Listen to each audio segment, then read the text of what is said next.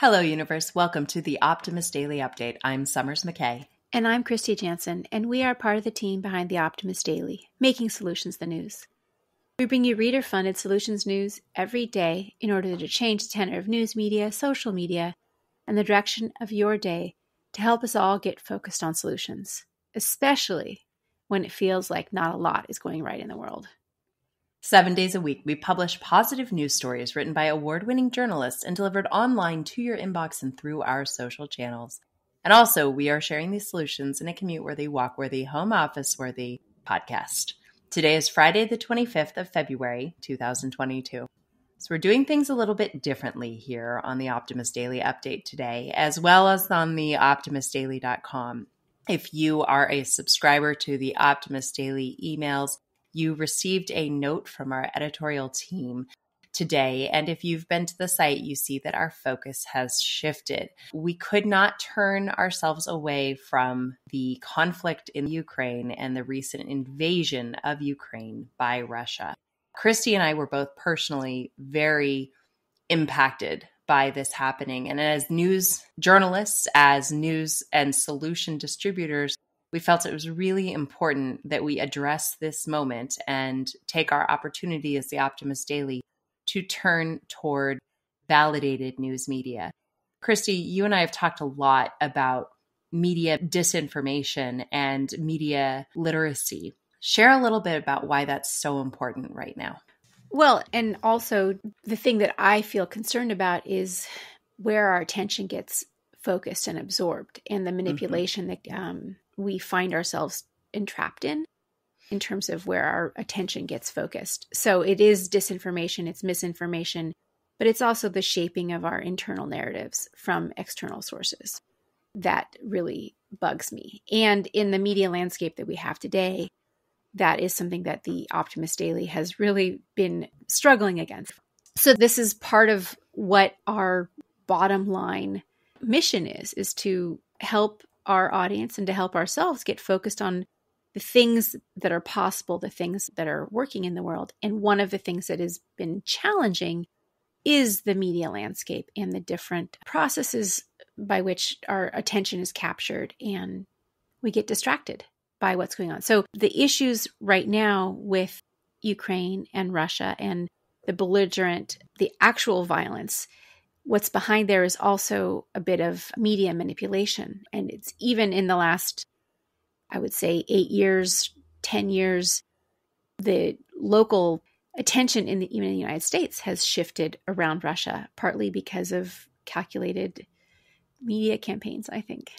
Absolutely. And these calculated media campaigns and disinformation has adversely affected our own democratic process here in the United States and all throughout the world. It has weakened systems, it has weakened conversations, and it has weakened solution makers' abilities to have influence and impact. Right.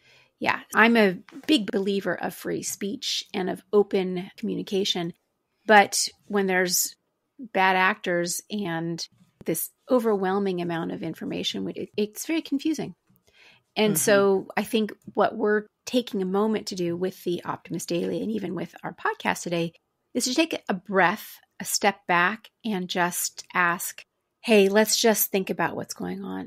There's other big problems that, unfortunately, this crisis will turn our attention away from. I'm concerned with how is it going to affect our movement towards climate mitigation and addressing climate change, addressing environmental collapse. How do we turn our eyes off that? But it's going to be hard to stay focused on those kind of global solutions that we need when we have this regional conflict, which pulls so many other areas in along with it. Well, and the extreme media focus that is on Ukraine that you also will see in your social media, and this is part of what cued Christy and I both into the need to do this, is that we saw rapid fire sharing of information as well as a general sense of despondency over what was happening. And at the Optimist Daily, we are committed to fact-based journalism. We are committed to publishing stories that deliver the information you need most right now. And the simple fact is that our team is going to defer to some of the best news sources possible during this time.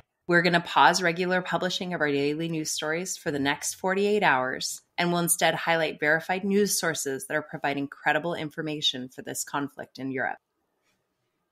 But we encourage you to prioritize turning to these sources as you seek out information in order to avoid entanglement in media manipulation. Some of the resources we're recommending that you read include the BBC News, DW Academy, the AFP, the Kiev Independent, Politico EU, and NPR. There's also Balkan Insight, Reuters, AP News, and there's also the President of Ukraine's official website. We have vetted these sources. We have worked with our local correspondents all over the world in order to determine what are the best places to learn about the conflict in Ukraine. We will also be profiling stories as well as illuminating some of the history of what got us here in upcoming stories on the Optimist Daily. But for this weekend, we encourage you to take a look at these sources and come back to us on Monday for more solutions. Thank you, everybody, for listening. And as just one more note, please be careful what you share on social media or forward to friends. It's really never been more important to check your sources and validate information before you spread it around. For everybody, we are, most importantly to those under attack and struggling through this conflict, we stand with you. We are watching and we are hoping that we can help. Have a great weekend, and we'll be back on Monday with more solutions. Thanks, everybody.